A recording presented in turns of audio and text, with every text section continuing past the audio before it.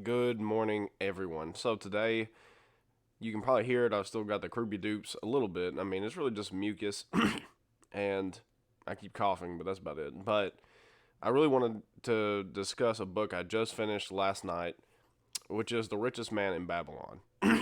I know that there's plenty of people that have probably heard of this book or have read this book. I have. I had never heard of it. I'd heard of Think and Grow Rich, but I'd never heard of The Richest Man in Babylon until a month ago. And I was at the bookstore the other day and I saw it. It was $10, so I bought it and finished it last night. I basically read it all in about 2 or 3 days. It's a really good book. Really like it, and I wanted to just make like a 2 or 3 part series discussing it. First off is The Richest Man in Babylon. I believe it's I think it's a really good foundation. I'm not going to say that it's like the end all be all of your finances, but I do think it's a really good foundation. And the other thing is I think it talks about something in there that some people are going to overlook. They're going to get the financial principles and they're not going to get the mental and spiritual principle. And what I mean by that is there's a part in it where it talks about being a slave or being a free man. This guy was a slave, and his master was asking him, do you have the soul of a slave or the soul of a free man?" And long story short, he said that he had the soul of a free man. The master helped him escape. He went on to become a wealthy camel trader. But the point of the story is, and how you correlate that to now, is the fact that there are people that I know in my life who have a poor person spirit, or according to that, a slave spirit. And what that means is not that they want to be oppressed or anything like that. It's the fact that they have a poor man's mentality where, in just real quick context, in that day and age, back in the day and age of Babylon, becoming a slave had nothing to do with race or skin tone or any of that. What it had to do with, what it could be a part of, is the fact that, let's say I wanted to buy new clothes and I was working at McDonald's and I didn't have money for it. I could go get debt.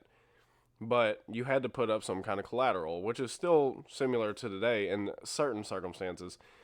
But the collateral back then you could put up is yourself. So if you didn't pay your debts, you went into slavery.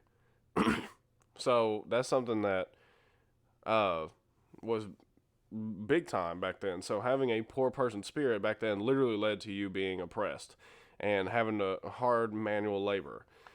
So there's people in my life that I know that I've seen that they have a poor person spirit where they take everything on credit. And credit is not this thing where it's terrible. I think in certain circumstances credit is good, but they put everything on credit. They're always broke. They never have money. Their bank account's always drained. They can't pay the bills, but yet they have nice stuff. And to me, that is a poor person spirit. Because why are you choosing why are you choosing to have a hard life? I just don't understand that. Change your mentality. Start putting some away. Start focusing on paying down those debts and stop running up your debts. Or if you can't, go get better at a trade. Go get better at a different thing. That way you can start increasing your income and pay off those debts. There's a few ways to do it. But I just really want to make this video to talk about poor man's spirit. If you are trapped in this vicious cycle where it seems like you could never get ahead, take a moment and really think of the mentality behind it and pray about it, because the mentality behind it is, well, I think I deserve nice things. Because I used to be like that. I mean, I had 2 trucks in the past. One truck was so expensive that it was more than my house payment. And then on top of that, I went and spent another 15 grand on it to make it how I wanted. I was making like $45,000 a year. I make that almost a month now, but I don't even have a truck. So the thing is is I had to make a choice. Back then I did it because I wanted everyone to see my stuff.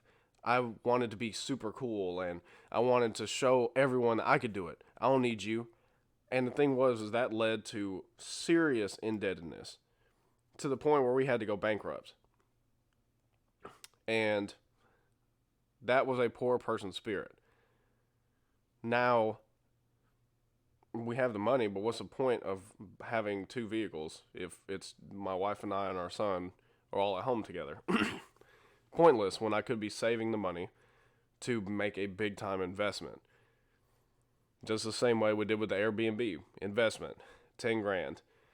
The way that we do with different things, investments, a few $1,000s, the way we do with donations. Back then when I had the poor person spirit, I couldn't even donate my time. I was so dang broke. But now, this year, investment into people, 20 plus $1,000. So, take the time to think about what spirit you have, because having a poor person spirit helps no one. Having a rich man's spirit and a rich man's mentality can help not only you and your family, but other families. And I'm going to leave you with that. It's part 1. I'll probably make it a 2 or 3 part series and actually really talk about more about the book and how it impacted me. I think that one is a big one, and I hope you enjoyed it. If you did, please consider subscribing and liking this video, since I do post this kind of content all the time, and I'll see you guys in the next video.